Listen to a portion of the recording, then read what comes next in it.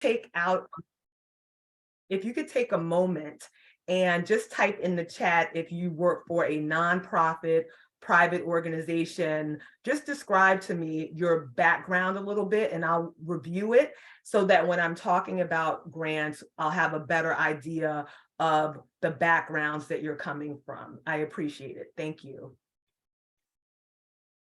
Throughout the discussion, I'll ask you a number of questions. At any point in time, you can take yourself off mute and respond to me. So as you all know, there is a process to grant writing. Some would even say a formula to grant writing. And some individuals, some entities have the template where they get these grants immediately because they have a shop that turns them out. And then others of us have to work a lot harder to secure these grants. Keep in mind, there are a number of grants that you can get, right? From philanthropic organizations like Ford Foundation, Bill and Melinda Gates, to our governmental organizations, to your local and state departments of health, and others that provide grants. What I would like us to take away from this particular experience is that grants are never a one-size-fits-all process, but it is extremely important to be able to persuade the reader and sell the reader on what your idea and or initiative is. So this initial diagram is just a diagram that seeks to offer an outline of how you may approach trying to get a grant that you desire. So one thing that you would initially do is identify the need and focus, and then you would have a search for the different types of grants that you may be looking for, and then think about that proposal and budget, which we'll discuss momentarily. Sometimes there is a letter of inquiry or a letter of intent if you intend to apply. There's a formal application, and you'll see that in the request for applications or an RFA. And then you and your team will generate a specific proposal to that request.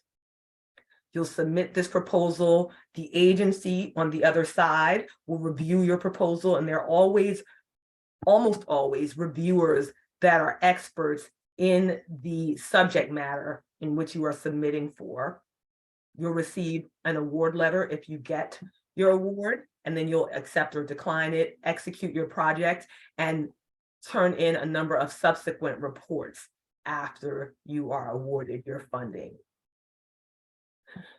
So we're going to go over those different steps in terms of what that may look like for you and your organization. So thank you for those of you who placed in the chat what kind of organizations you work for. I see that we have a lot of individuals who are here in the nonprofit space and work with specific populations with certain issues, from housing to sexuality, education, to Cherokee Nation, et cetera. So thank you. That's very helpful to know that the majority of folks on this call today are 501c3s. Thank you for your participation.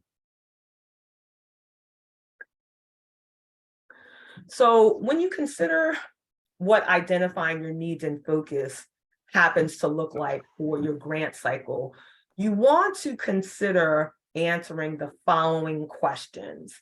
Are you looking for preliminary data to develop a full-blown program plan? For instance, is this a pilot project where you'll have a smaller amount of people you can reach, let's say under 100 folks?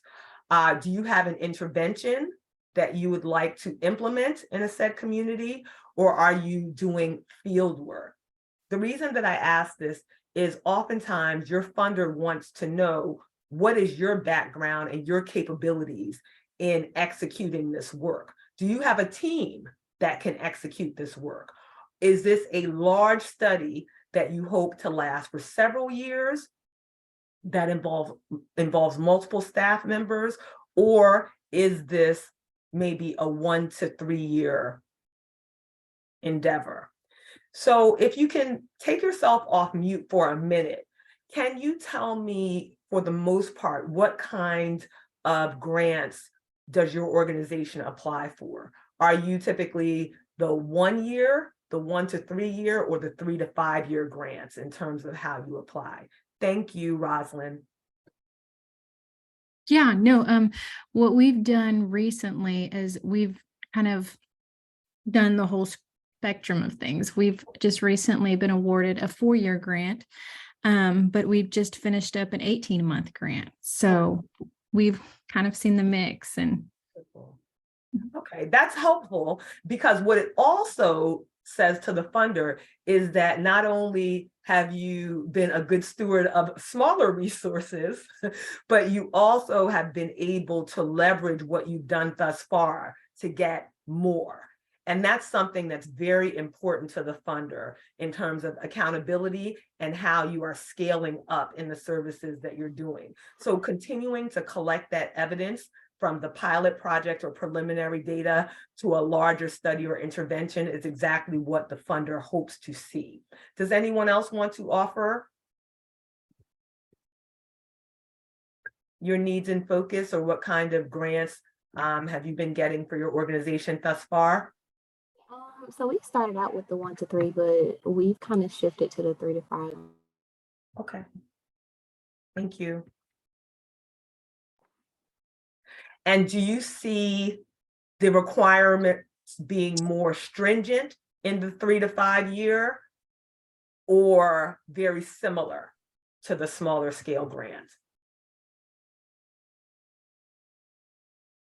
The process is more tedious for the 3 to 5 year. That we've definitely been noticing, but the paperwork kind of feels the same. Okay, all right, it's good to know. Thank you. So then you want to consider what's the focus of your project or intervention. What's the topic? Why is this topic important? Remember, you are trying to persuade the reader that this is a topic of interest. What are the questions that you're trying to answer, and what relevance do your questions have? How do you plan on collecting this data? Why is your intervention important, and what is its significance? Do you plan on using qual or quantitative methods, or is this a mixed methods approach? And will you be undertaking any translational research or planning programs? So in the majority of the 501c3s that I have worked for, or the community serving organizations, we typically are doing a lot around implementing interventions in our respective communities, and less translational research, so to speak. Our data points often are in the form of surveys, which we'll talk about a little later, or when I say survey, I mean pre and post tests. So the impact of our intervention on said population. As we get a little more into today's presentation, we're going to discuss the importance of those evaluations. But as you identify your needs and focus, really think about, why should somebody fund this? Why would this be of interest to a potential funder? Why, again, is this topic important? And you are writing in a technical manner, but also a persuasive manner, to convince the reader that this is something that they should also be interested in.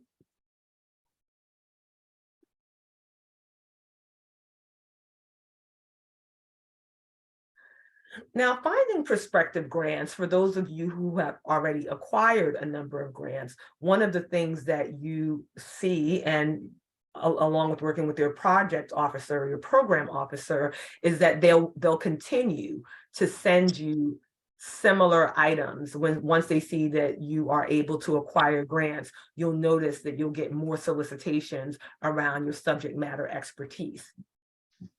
What I would strongly suggest is that even if your proposal is not funded, that you continue to refine it, read the comments, and build on that. When looking for prospective grants, you have the opportunity to partner with academic institutions, the opportunity to partner with foundations, pharmaceutical organizations, anyone who funds the particular area of interest, to ideally find the grant you're looking for. I always tell individuals, and various community serving organizations. You want to have more than one type of funding. As mentioned earlier by Rosalind, they had an 18-month, now they have a 3 to 4 year. As was mentioned by another one of your colleagues, they're mostly interested in 3 to 5 year grant opportunities.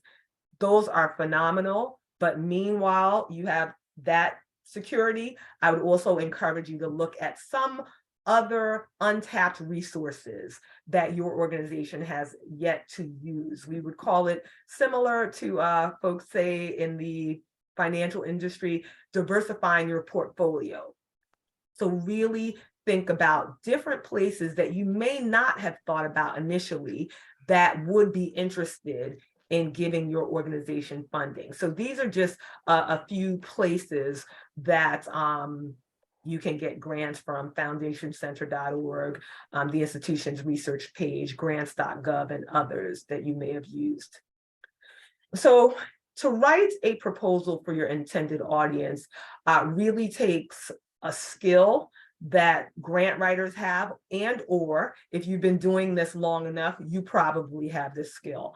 And what's most important is organizing your proposal in a way that makes it very easy for the reader or the reviewer. So reviewers typically read with these 3 questions in mind. What are we going to learn as a result of this proposed project that we don't know? So the idea, and you probably heard this buzz term a lot, innovation. What's innovative about this? And that question can be answered in a number of ways, but that's what the reader is looking for. They're looking for a proposal that's different from another proposal.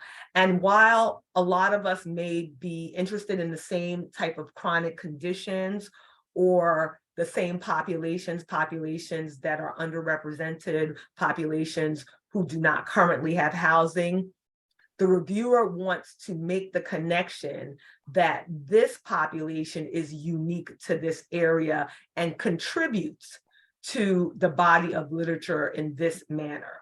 Why is this worth knowing about? Why is this significant?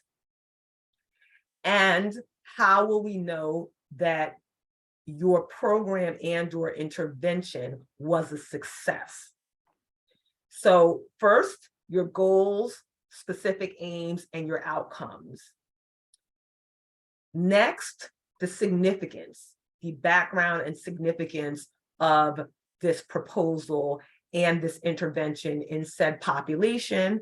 And almost always, what is the criteria for success? How will we know that your intervention has been successful? And remember, this has to be communicated in the writing. I always tell individuals that we don't get to ask you what you meant by that sentence or by that paragraph. So when the reader reviews your proposal, they have to easily pick up on these answers to these 3 questions. So in organizing your proposal, there's typically a title page, and then there's an abstract. The abstract is usually 300 words or less. Abstracts are typically written last, not first, because you want to have your entire proposal completed before you write the abstract. In your introduction, this may vary depending on your funding source, but oftentimes you're asked for the statement of the problem, the purpose of your intervention, as well as the significance of this intervention. Background and significance come together. In some proposals, they ask for an extensive literature review, which feeds in to the significance and the background of the work that you're doing. In your project narrative, we're looking for the methodology and the procedures, as well as those SMART goals and objectives, and how you will evaluate your proposal. And then who's going to do the work? That's something that we tend to think about less, right? We see these grants and it's for, X amount of money. And we're like, yes, we're going to do it. This is the grant, the opportunity for us. And oftentimes we don't ask, well, who's going to do this work? Because if we do get the grant, we need individuals to do it. And the reviewer wants to see, again, that internally you all have the capacity to do this work. And obviously, there will be a budget justification to ensure that that is in fact the case. So your title page typically has your organization, who is the principal investigator or the project director of this research, along with your proposed project dates and the amount of funding you're requesting. As I mentioned, your abstract is typically written last in 300 words or less, with the general purpose and the overall goals of your project. So it's kind of the foreword to the book. People read that abstract to determine if they're going to be interested in your proposal. In your introduction, there are some key elements, as I mentioned, along with the background and rationale for the project. Why is this relevant? Why do we need to even have a study in this? But more importantly, those SMART goals and objectives that are specific, measurable, attainable, relevant, and timely. The reader has to know that you have thoroughly researched what it takes to execute said projects. And because the goals and objectives are SMART, it has placed a timeline on everything that you wish to achieve for the duration of your project. Every request for application or request for proposal tells you what it is that you need to do. One of the things that some people do very well and others less well is answering the question.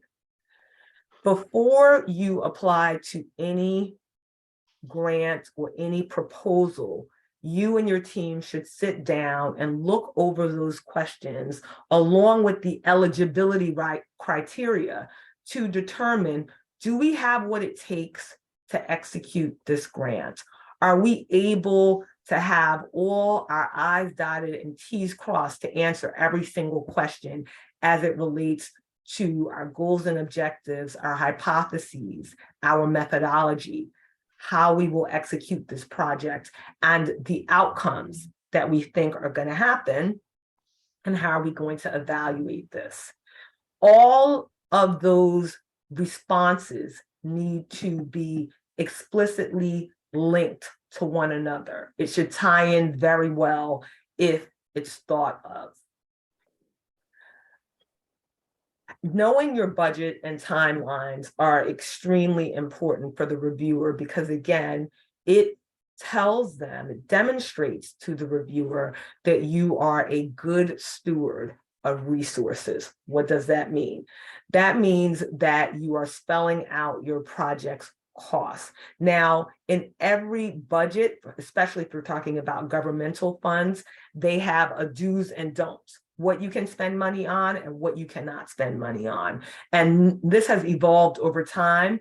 Governmental funding is very, very different from other types of funding. So do read through the fine print, for instance, if there's an indirect cost, what that is to your organization. Some 501c3s have indirect costs that are allowable as it relates to governmental contracts, and then others don't. So just being cognizant of that, some 501(c)(3)s have an individual that is able to go through their budget and also analyzes what the proposal will allow as it relates to your budget. I would strongly encourage you, even if you have a main individual that's responsible for putting together your budget for a proposal, make sure that there is a second pair of eyes that reviews that so that you will stay on one accord with what it is the funder is requesting. Along with the budget, there is a narrative and justification. And that explicitly spells out the who, what, when, and where. Personnel, how much of the budget will personnel need? From the project director to the project coordinator to your community health worker, what percent will they be paid out of this budget? Even when proposal guidelines don't specifically mention a narrative, you should include at least a 1 to 2 page explanation of what you plan to do with the money, because that is how you demonstrate transparency between your agency, your 501c3, and the funding agency. They want to be, again, very clear that your intentions are pure and for the community. So you're putting everything on the table by showing to them how you will be a good steward of the resources provided.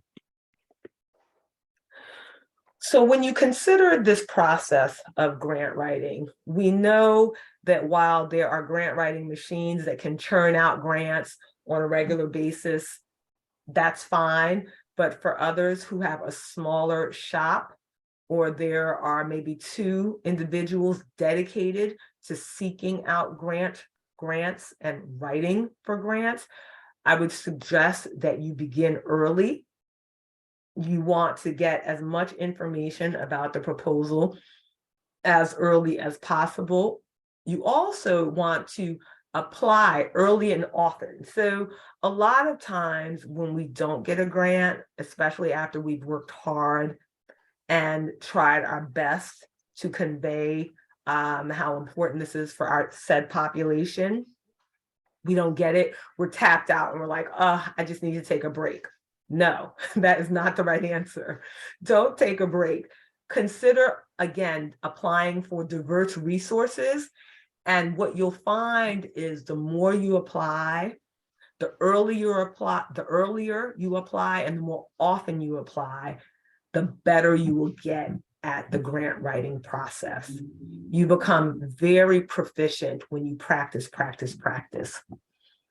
Some funders ask for a cover letter with your application. Others do not.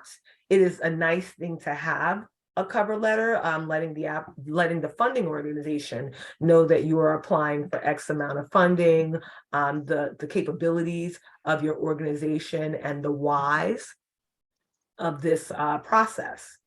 Answer all the questions. As I mentioned, sit down with your team and look at the questions that are requested and make sure that you have an answer. If you don't have an answer, then bring people to the table who might have an answer. And when I say bring people to the table who might have an answer, one of the things that some organizations do better than others is having an evaluator at the beginning of the writing process. So if you have an idea that's an awesome idea, it is really, really helpful to work with an evaluator, your in-house evaluator, or an external evaluator to discuss how might you execute and measure what success looks like. Anytime your application is rejected, it doesn't mean that your application was terrible. It means that you need to step away, gather your emotions. It's a very emotional process, writing about something you care about deeply. So step away and then come back to it and read what the reviewers said were the things that were unclear, the methodologies perhaps they didn't understand.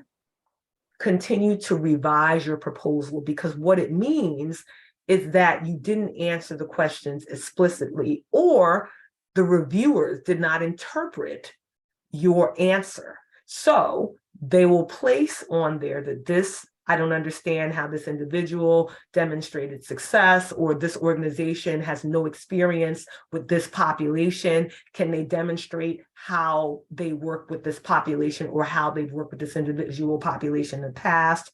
So really reading those statements helps you to become a better grant writer. So revise your proposal and be ready to resubmit. And if that funder does not have another RFA or RFP coming out, revise your proposal and think about resubmitting it with another funder, maybe SAMHSA or the Rockefeller Foundation or another entity is looking for this kind of work. So your work in terms of writing grants will not be in vain. You always have the option to revise your proposal and resubmit it or revise it and seek other sources after you answer the questions clearly. Give the funder what they want in terms of what it is they're asking for. A lot of times, the reason that those funding sources are limited to 25 pages is because they want you to be explicit and specific.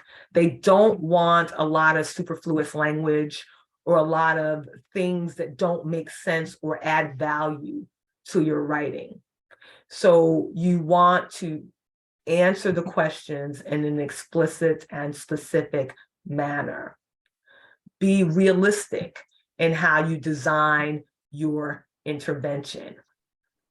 In the SMART goals, there's a reason that the R stands for realistic and relevant, because persons who are subject matter experts and know that you're working with populations that are hard to reach know that this may take a little longer than anticipated. So if you tell your funder or you're saying to the reviewer, I can propose this intervention in a population of 1,000 people in a year, they're just like, that's not going to happen because it just can't.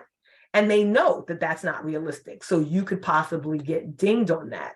I always say under promise and over deliver. You don't want to bite off more than you can chew in the proposal writing process. Be sure to connect the dots between your objectives or your research questions and your methodology. We want to see that everything that you are proposing that you can do, you can actually do, which is why that budget piece is very important at the end. We want to ensure that if this is the methodology and you're going to recruit X amount of people or intervene in said community, that you have a measurable outcome for each and every objective that you have listed.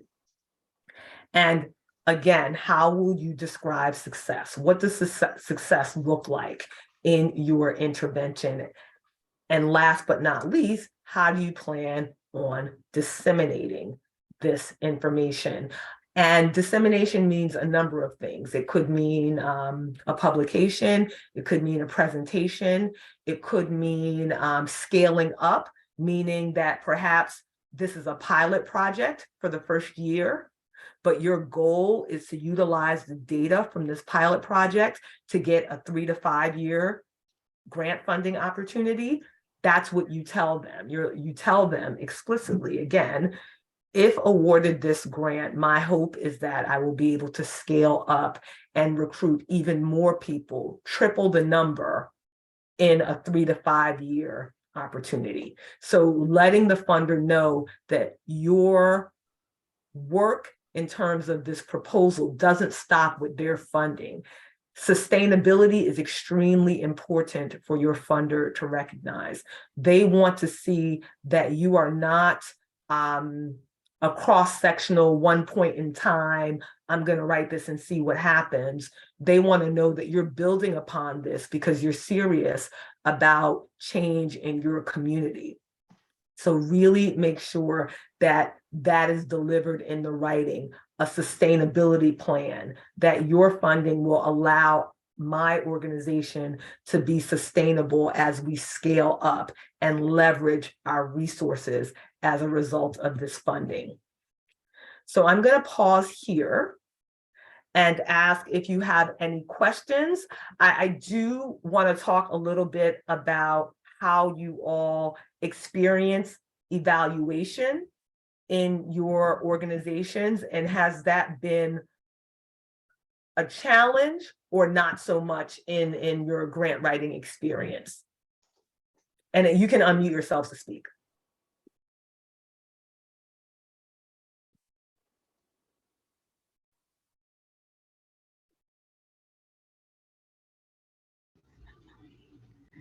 Hi, I have a question. Sure. I'm Victoria with Community Care Resources. My challenge is the strategic plan template that I always is questioned about with grant writing. Is there like a template that we can use, or is there like a guide for it? Yes, there are a few guides for a strategic plan. My first question, though, would be, who is asking for the strategic plan? Is this something that you already have in place, or you're finding that where you're applying is asking for that? Where I'm applying, they're asking for it. Normally, the SAMHSA grants or the SAMHSA grants are asking for that. Okay, so there is a template for that. The only challenge for that is you and your organization would have to decide what that looks like for you, because essentially what they're asking for is, what's the likelihood of this being sustainable? So what's the 5-year plan is usually a strategic plan for your organization. And there's a template. I can make sure that you get that. Thank you. So it's similar to a business plan. Pretty much, yep. Okay. Thank you for your question, Victoria. Any other questions?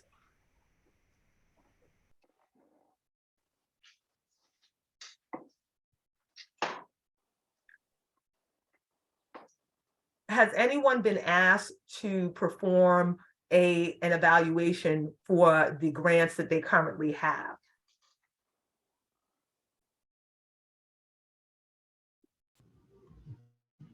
I believe yes, with the CDC grant that we have for the HIV self-testing grant. So we've been submitting success stories and evaluations, and I believe there's a desk audit that's due. So they're asking for certain documentations that I need, documentation and support that I need to submit for the desk review. Okay, so the CDC is definitely asking for an evaluation component. Thank you. Anyone else? India, did you take yourself off mute? Okay, maybe. Sorry, not on purpose. Okay, no problem, no problem. The reason that I'm asking is because one of the challenges, as someone who sits on the reviewer side, people often have a lot of challenges around what success looks like. So for those of you who may just be logging on, the evaluation component of every grant experience is extremely important, because what it's saying to the funder is, not only can I do my job, it's that accountability statement that says, I know what success looks like, and you should award me this money because I've been successful at implementing these interventions.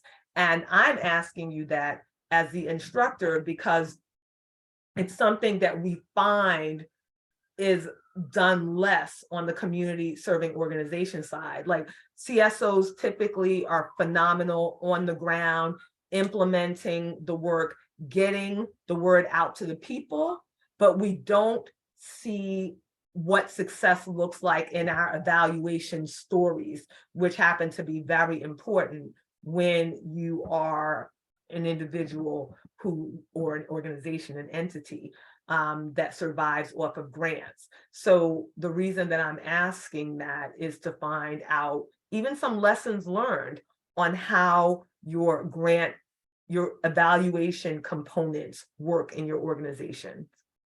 So for instance, do you use an internal or external evaluator? And you can take yourself off of mute to answer.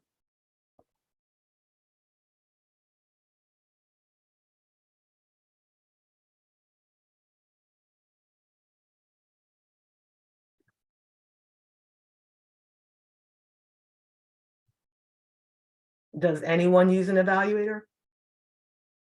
Oh, okay, I see somebody in the chat may have responded. Let's see. Okay. Thank you, Irene, for your. I can sort of speak to that just a little for a second. So my supervisor does most of the grant applications and evaluation, and we're actually also participating. I think in the grant that someone before, I think Victoria maybe spoke about, the HIV self-testing program.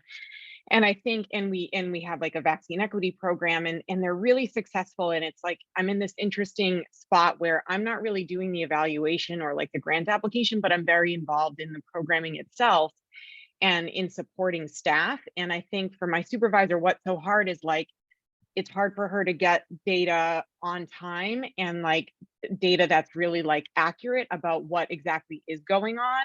So we know like the work is going on at our different buildings, and it's hard because we're supportive housing and it's sort of siloed in that way. So I think like something that I could see being meaningful, or like finding, I don't even know if this is asked for in a grant application, but like, how are you actually collecting that data, right? Like we can be confident that the work is happening, like staff are motivated, staff are good at what they're doing, and staff are not always good at like reporting that necessarily in a timely way or in an organized way or using the tools that we've built for it. And so I feel like that is sort of a spot where like you have a sense that the work is happening, right? But you don't quite have the proof because people don't report, like those of us on the ground are not the ones doing the evaluating. So we don't really have the sense of how important this is and how important getting it in certain formatting is. I'm probably not explaining it that right because I'm a little distant from it all.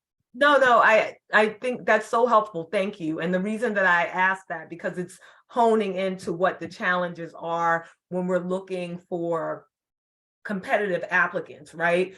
So we have the doers of the work. They're always the doers of the work, the folks that are on the ground that are super passionate about being in the community and doing it. But the way that data is collected differs from person to person, which makes it a little more difficult to tell the story, to demonstrate those success stories. Because I come from an academic institution, we are extremely literal in our evaluations and do a lot of training to collect data, because we understand that it's very important to collect that data to leverage and scale up in how we do our work. And sometimes I wonder, even though the persons that collect the data obviously are not supposed to evaluate it, do you think it would be helpful to have maybe a training for the individuals who collect the data so they can understand how important it is to collect this data, not just because they're on the ground doing it, but in terms of explaining to them how we can have sustainability and continuity if they were able to understand how meaningful it is to collect data the correct way? I do. And I think that that's something that like, so we're mostly case managers and social workers who are like the doers, or peer engagement specialists. Like we're good at doing, right? But there's not a lot of transparency from, and this is not meant to be, this is just meant to be critical, not like in a negative way, just critical in a thoughtful way of like, I don't think there's a lot of transparency from like the leadership, like who are doing this grant application, trickling on down to the, like, I'm in a unique in-between place where I like get to participate in stuff like this and learn about it. But I think for the most part, there isn't a great deal of transparency about like how or why we're getting this funding, and then the role that we all play in sustaining it. And so I think it's almost like a little disempowering of like, you're just don't worry about the big picture, like you're just doing the work, right?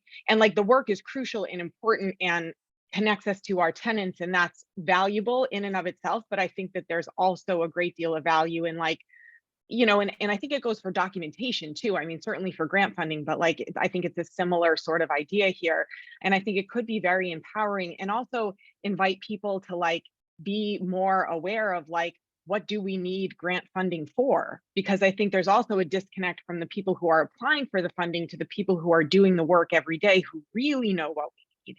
And so I do think that that kind of learning could be super, super meaningful in both directions, It should definitely. Thank you.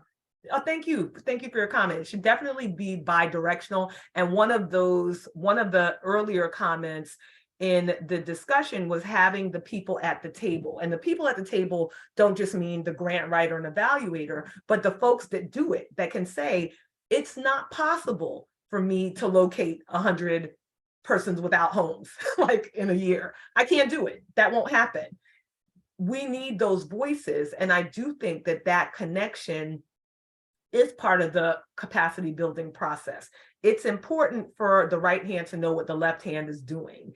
And I mean, again, I work for a place that is a machine when it comes to getting grants, but you have to be able to communicate that we get these grants so that we can all be employed. Because that is the bottom line. We need to be employed, but we also need to do this work for our community. What does that look like? It looks very different to everybody, from the grant writer to the person that's executing the work.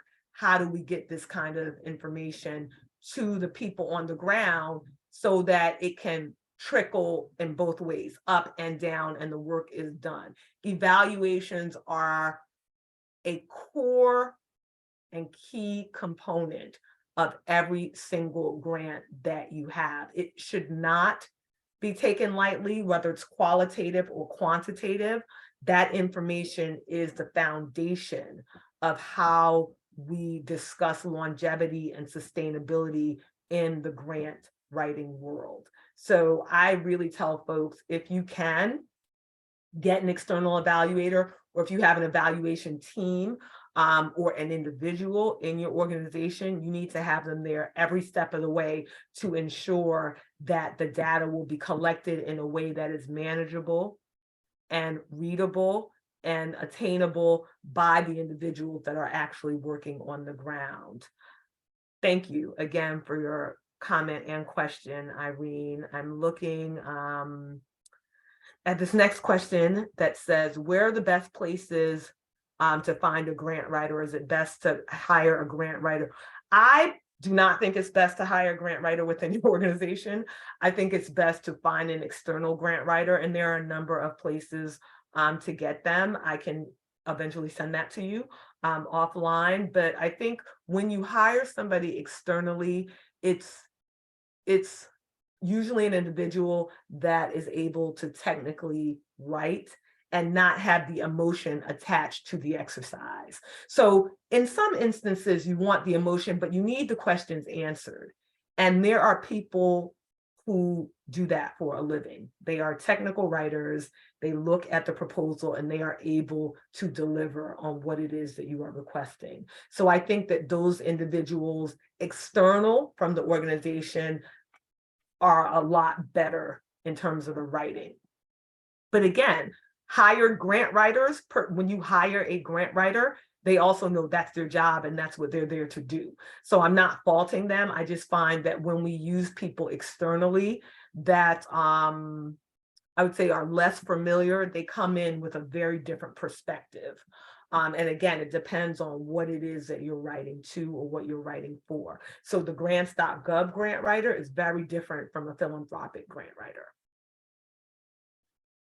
Any other questions, comments, concerns? I am here to answer anything that you need.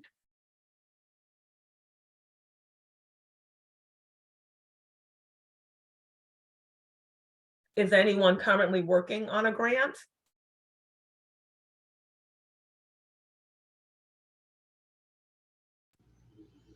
Yes, we are. That's why I was asking, because we have, the flexibility in pricing and researching grant writers, and it appears that sometimes to me, it's like I'm a little overwhelmed trying to run the corporation, run the business, and you have the grant writer with an array of questions and outlines that need to be answered. And I feel like I'm paying you a lot of money. And I believe I gave you the background of what we do. I provided you with resourceful information where you can find your sources for where we're going with the grant. But currently, we're submitting for a SAMHSA grant. In addition to that, I believe there was an Emory grant that's available for $25,000. So that grant is a little bit more detailed for that amount, and the price structure of what I'm receiving from certain grant writers on grant writer team and another grant writer. I just want to find someone stable, but currently we're in the process of completing 2 grants. And you said both SAMHSA, both federal? One is SAMHSA, and then one is a community grant through Emory University. Okay, Emory, Yeah. Emory, okay. And do you find they should be pretty different in terms of their requirements though, right? In terms of page, questions, Yes. asked, evaluation, yeah. So can the grant writer that you hired write for both? They can, but sometimes I don't know. I really don't know how much I should be spending out of my budget to apply for grants, and that's where I'm like, there should be. I just don't know if there's a standard practice or what we're supposed to be looking for when we're hiring grant writers and what we're looking for. So depend again, when you get their resume or whatever this person's background is, one of the things that you should definitely see on their CV is how many grants have they gotten. Mm-hmm. Yeah. Because if you think you are a grant writer and you have yet to get a grant, you probably should not be hired by me, right? So Right. Looking at their history, I think, is very important. Have you written and submitted in grants.gov? Have you written for an academic institution, et cetera? So that's part of it. I can say when I did it, I had an hourly amount, and then there was a percentage if it was a 3 to 5 year grant. So it varies, Okay. Depending on the organization, the entity, the person you're employing, as well as the amount of the grant itself. Mm-hmm. So that sounds great. Yeah, if you're submitting for a 3 to 5 year, it would typically be, at least in DC, $150 an hour. And if your grant was $300,000 and it got awarded, that grant writer could charge up to 10% of that. Only if it got awarded though. Doesn't get awarded, they just get their hourly rate. So I think it really just depends, and anybody who's worth their salt is going to make sure they get it. So they're going to want that. And yeah, part of that may include asking you a lot of questions, because the higher the amount of the grant, the more likely they're going to have questions. Right. Okay. Got it. Yes. Yeah. I'm fine with the questions, but it seems like I'm doing more work than the grant writer sometimes. So that's where I'm at, and the pricing, so I can just have a budget in place for grant writing. I would love to submit for several grants, but if it's not in the budget, I'm surprised with how much the fees are. Then it just makes it a little impossible for us to reach out for other grants. I understand. And then maybe there is like a mixed approach in terms of, if there is somebody within your organization with the talent to do this, that we start using our resources, because if our resources are even getting us $100,000 here and there, that adds up. Yeah. And it's your sustainability. So I would not use all of my money on a person that has not delivered yet. Yes, I get it. Ask some of the talent in your organization to put forth some effort for that. Thank you. And I'll be looking forward to the emails on how to look for other grant writers. But yes, we're submitting. Well, I'm crossing my fingers and wishing you luck. Thank you. Thank you for your comment as well, Victoria. And I see another individual says that you're submitting as a part of your sustainability plan to reach out to foundations. Foundations often have lots of money that go untouched because a lot of people don't know about them. So I would strongly encourage you, as I mentioned, to diversify your resources. Look at pharmaceutical organizations, look at these foundations that are specific to disease. So you have the Lupus Foundation, you have the Alzheimer's Foundation. All of these entities have money for you. It's just a matter of you applying for it. Pharmaceutical organizations, medical device organizations, copious amounts of money that go untouched. And all of the organizations, based on what I see here, you all can make a case because one, you're 501c3 and all of those places are for profit, especially the pharma industry, to really put in a request to tap into those resources that they have that often go underutilized because we don't know about them. So really cast a wide net when it comes to who you get money from, and consider your sustainability plan is going to take more than grants.gov and academic partners. If you want to really scale up, we need to look at all the entities that have money to give away to 501c3s. It may not even seem like much to us, like we're like, oh, it's just $100,000. For our organizations, it's a lot. For a pharmaceutical company, it's nothing.